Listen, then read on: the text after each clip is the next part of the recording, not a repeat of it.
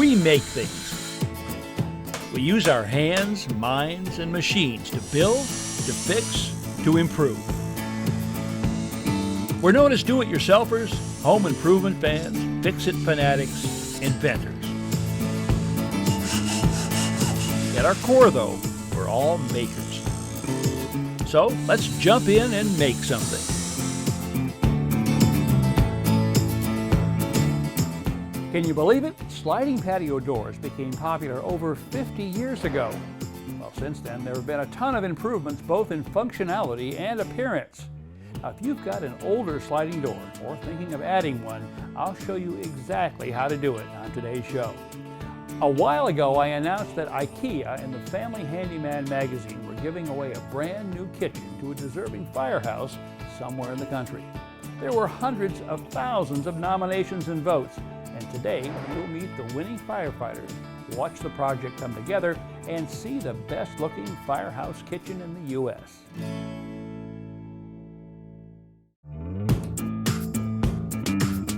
A few months ago, Ikea and the Family Handyman magazine issued a call for entries in the Rescue Remodel project, an opportunity for a deserving firehouse somewhere in the country to win a brand new kitchen. Marianne DeHaan is the administrative assistant for the Palos, Illinois Fire District. Ron Hazelton came on and said, "Does your local firehouse need a kitchen makeover?" To win, that firehouse has to be nominated, and that's where you come in. Go to rescueremodel.com and find out how to nominate your hometown firehouse. This is a 911 call to Ikea to rescue the kitchen at Palos Fire Protection District, Station Number 1. The kitchen is currently on advanced life support, and the firefighters, paramedics are performing CPR, which actually means cabinet partial removal when necessary. Hundreds of deserving firehouses across the nation were nominated, and hundreds of thousands of votes were cast by communities and firehouse supporters.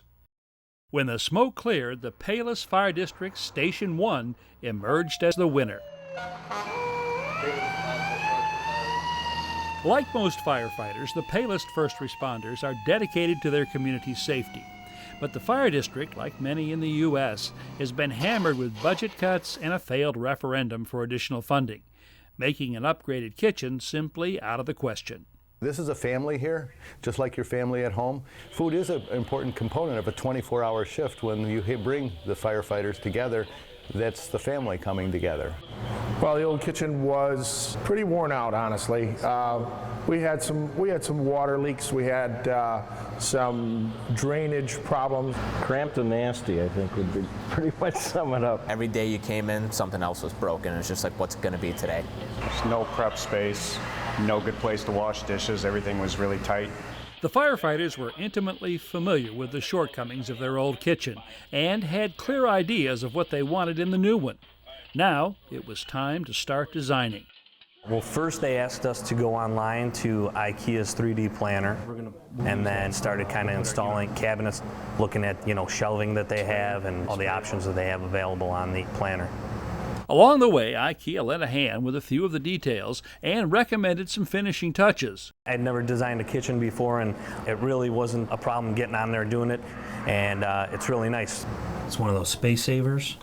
Oh, good, so you don't have a dead corner there. Right. With the design completed, the Station 1 firefighters began the work of dismantling their old kitchen.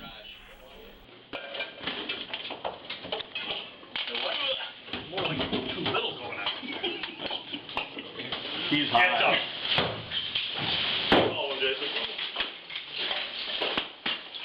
Now, it was time for me to have a face-to-face encounter with the Rescue Remodel winners. Hi! Hi, Ron. I'm Marianne. Welcome to Palos Fire. Come on in and meet the guys. How you doing? Guys, I'd like you to meet Ron Hazelton. How you doing? How are you? Hey, Chief. How you doing, sir? Yeah. Good to meet you. Hey, guys. Nice to meet you. How you doing? All right. We wasted no time getting to work assembling and installing the new cabinets. Let me try. Really coming together. I'm just in awe. More prep space, well-organized storage, and a great-looking environment were key items on the firefighters' kitchen wish list. Did they get them? Well, now's the time for the unveiling. Well, gentlemen of Palos Fire District Station Number 1, on behalf of Ikea and the Family Handyman magazine, I'm about to introduce you to your new kitchen. Come on in. Oh, man, look at this. Let me show you just a few of the highlights here. Cutlery, silverware. Honestly, I've never really thought of a kitchen at Ikea. I was quite surprised at how well constructed it was. We're happy to have it, for sure. I noticed the quality of the doors, the colors. It's just phenomenal how they go together so easily. You could really start seeing the quality, you know, opening the cabinets, trying to slam them shut with the self-closers and stuff are really nice. Stuff like that really helps things to be fireman-proof and, you know, keep us from breaking stuff. We do want to thank every person that voted. We are very grateful. We realize how lucky we are to receive this kitchen.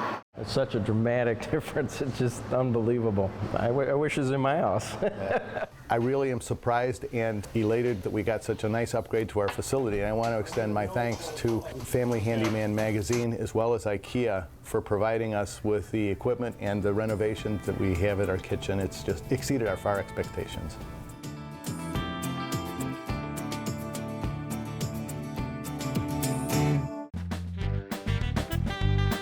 You know, one of the things that I really like about my sliding door here is I can sit in the kitchen, read the paper, and take in the view at the same time. However, at night, I get the feeling sometimes that we're the ones that are the view, that we're actually on stage in here, and people walking by on the outside can look right in and see what's going on. So, my wife and I have decided we really got to do something to give us some privacy. Now, we thought about putting up a shade or a mini blind, but you know, I've got 2 children and 2 dogs, and I thought that they would probably take their toll on them. Plus, every time I want to go in or out, I've got to raise and lower them. So, what I've decided to do instead is to replace these doors with ones that have the window treatments actually inside the glass. In order to prevent damage to the surrounding wall, I'm using a utility knife to cut through the paint and caulk around the edges of the door casing. This will help prevent damage to the surrounding wall.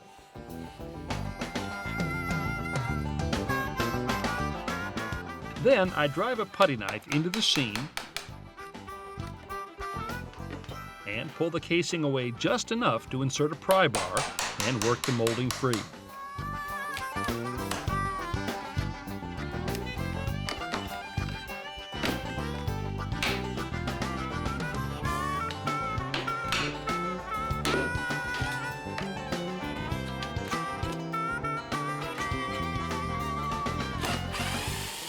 By taking off this strip at the top of the frame, I can remove the sliding door.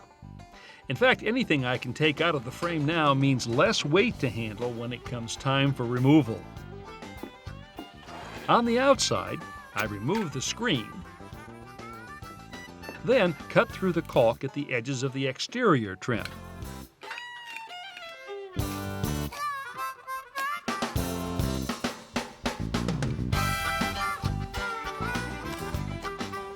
Well, I have an interesting problem, or maybe I should say challenge right here. I want to remove this piece of wood trim, but I can't get a pry bar behind it. It's kind of set in behind the siding or shingles on this side and the door frame over here. So what I want to do is locate the nails, the face nails right here, and to do that, I'm not going to use this, but I'm going to use this. It's actually a magnet. I'll put it here on the casing, or the trim, move it around, and up, there you go. So I know that right behind this is where that nail is, and that's where I'll start my digging. This terrific tool, called a tiger's paw, has sharp tines that burrow into the wood and grip the shaft of a nail. As the opposite end of the tool is pushed downward, the buried nail is pulled to the surface. It can then be removed with a flat bar or hammer.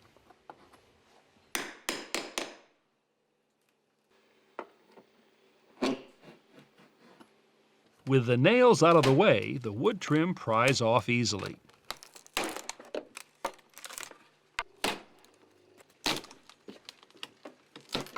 I find a few nails through this plastic fin, of which the tiger's paw makes short work.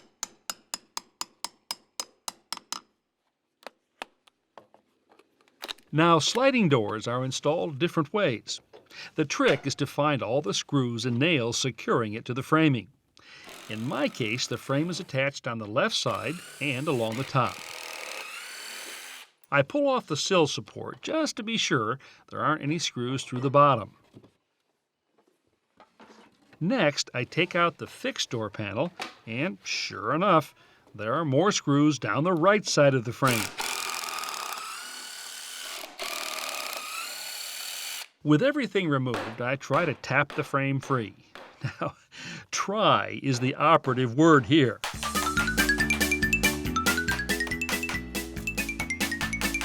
After a lot of hammering, I finally discover one last screw hidden up inside the latch plate.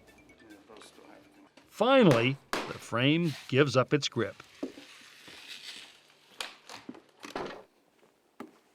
Well, the old door is out. Now, your door might come out differently. A couple of things to keep in mind. Be patient and look for any hidden fasteners, screws or nails, because even one of them can keep the frame from coming out easily. Now, I have to do a few things to prepare this rough opening for the new door. And the first one is to make sure that the sill down here is level and that the sides are plumb. Good. And excellent. After measuring the opening, I find that it's just a bit too large for the new door. So I nail on strips of plywood to reduce it to the correct size.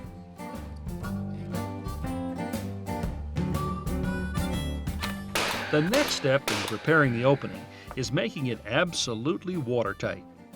This foil tape has a butyl rubber adhesive backing. I press the tape firmly in place, making sure to run it at least 6 inches up the jamb. At the corners, I make 2 small cuts. Then fold the tape over the edges. I put down a second strip on the threshold, then apply it along the entire opening, again making sure to wrap it around the corners.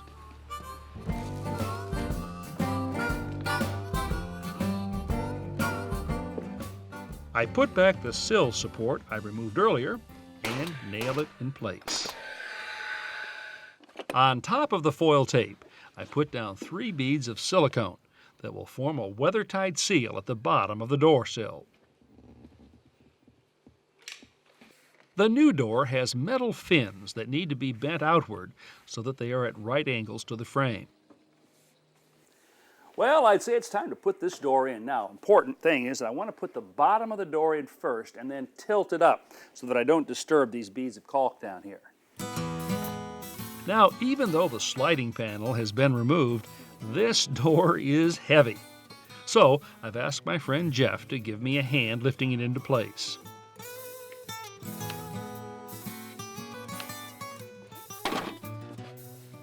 Driving a couple of roofing nails through the fin holds the door in position temporarily.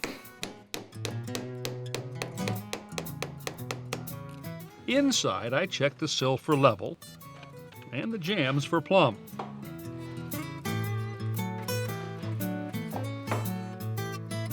Then begin shimming the door to hold it securely in place.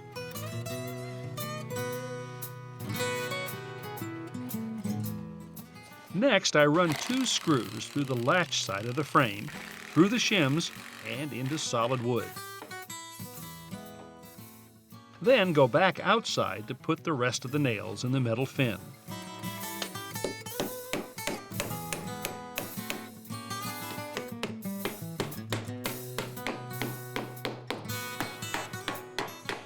Before I put screws through the sill, I fill the holes with silicone to make certain there will be no leaks around the fasteners. Finally, I drive in screws at the top. Well, that door's not going anywhere. Outside, I place one final layer of butyl-backed aluminum tape on top of the nailing fin. Then Jeff and I lift the sliding door onto the track and test it out.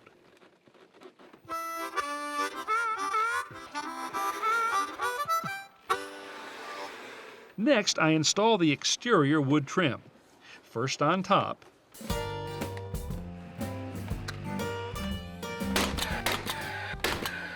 then on the sides. I've cut the trim narrow enough to leave an expansion gap between the trim and the frame. Into that gap, I first press foam backer rod. Then fill the remaining space with silicone sealant. If the wood trim expands during humid weather, the backer rod and sealant will compress, preventing the expanding wood from deforming the door frame. Back inside, I trim the shims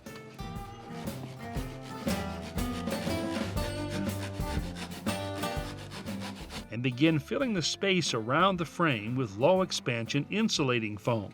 It's important not to use high expansion foam that could distort the frame and cause the door to bind.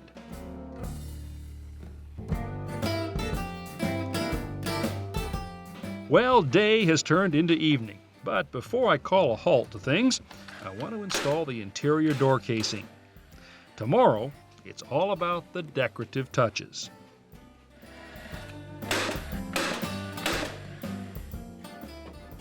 Bright and early the next morning, I grab the door hardware out of the van and put it on.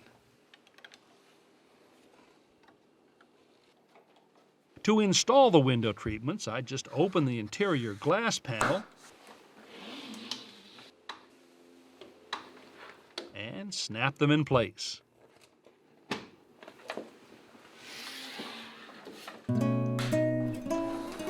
I've got my choice of mini blinds, shades, and grills.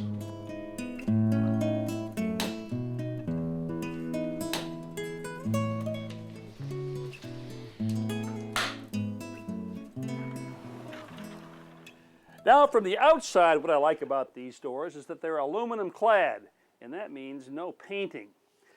And on the inside, I just love the fact that the window treatments are between the glass. No cords, they're virtually dust-free, and because the grills themselves are also inside, they're a cinch to clean. Now, if you look through both of these doors, you won't see a screen, and that's because it's right inside here. It rolls out when I want it, and rolls back when I don't.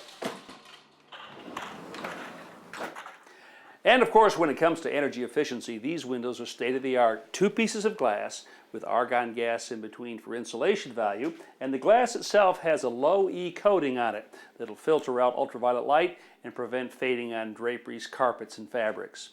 But you know what I like best about these? I got exactly what I wanted. I can sit here and enjoy my view when I want to, but if I want my privacy, all I got to do is that.